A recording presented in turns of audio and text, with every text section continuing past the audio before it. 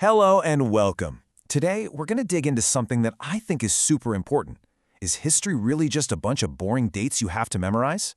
We're going to peel back the layers of the textbook to find the hidden stories and, the secret messages that really make the past come alive. You're about to see that history is everywhere. You just need to know how to look for it. All right, let's just jump right in with the big question, the one I'm pretty sure has crossed all of your minds at some point. Come on, be honest. Have you ever felt this way? Like history is just one long, dusty timeline of kings, battles, and dates that you have to somehow cram into your brain before an exam? If you've nodded your head, well, you are definitely not alone. But what if I told you that's not even close to the whole story? Today, we're going to challenge that idea big time. See, for a really long time, history was taught as just a series of fixed points in time. This king was crowned on this day, this battle was fought in that year. But that's the old way of looking at it.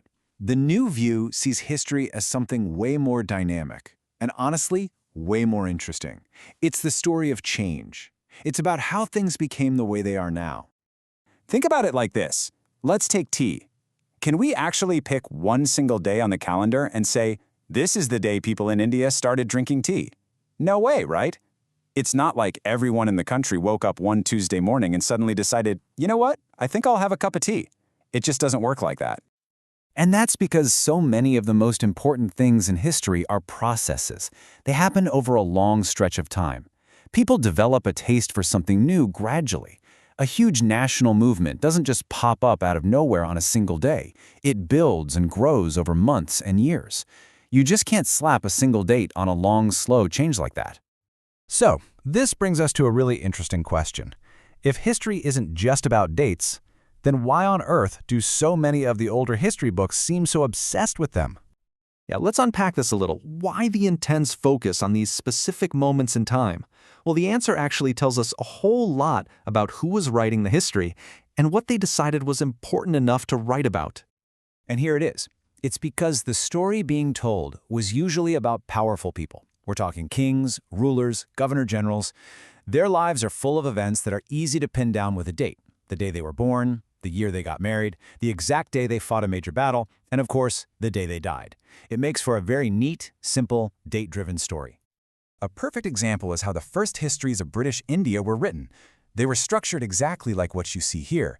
The story would kick off with the first Governor-General, Warren Hastings, back in 1773, and it would wrap up with the very last Viceroy, Lord Mountbatten, in 1947.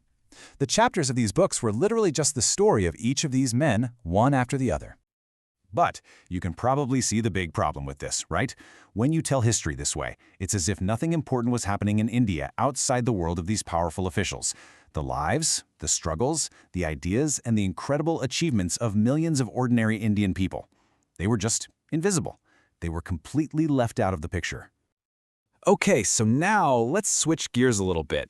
Let's put on our detective hats, because historical clues aren't just found in books and texts. Sometimes they're hiding in plain sight. It's something like a map. Take a look at this. This is one of the very first maps of India ever produced by the British. It was made way back in 1782 by a man named James Rennell. Now, Rennell was a huge supporter of the British conquest, and he was actually asked by Robert Clive, a major figure in the East India Company, to make this map. And why? Because to control a place, you first have to map it. Maps are incredibly powerful tools.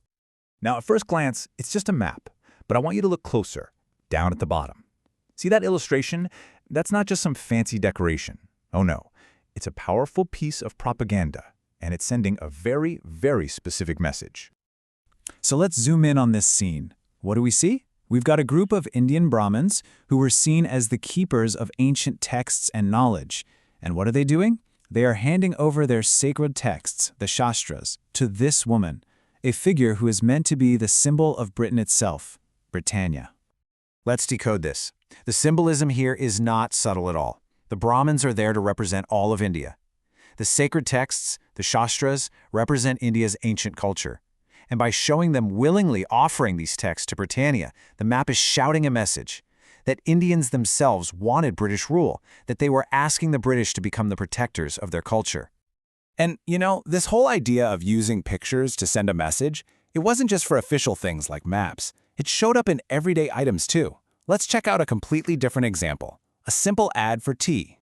You might not think of it, but old ads like this one for Lipton tea from 1922 are amazing historical documents. They don't just try to sell you something. They show you what a society valued, what people aspired to be. They're like a little window into the past. So what's going on in this ad? Right in the middle, you have Prince Arthur, who is actually Queen Victoria's third son, sitting on a horse looking very royal. And check out the background. That's not a British castle, that's a grand Indian palace.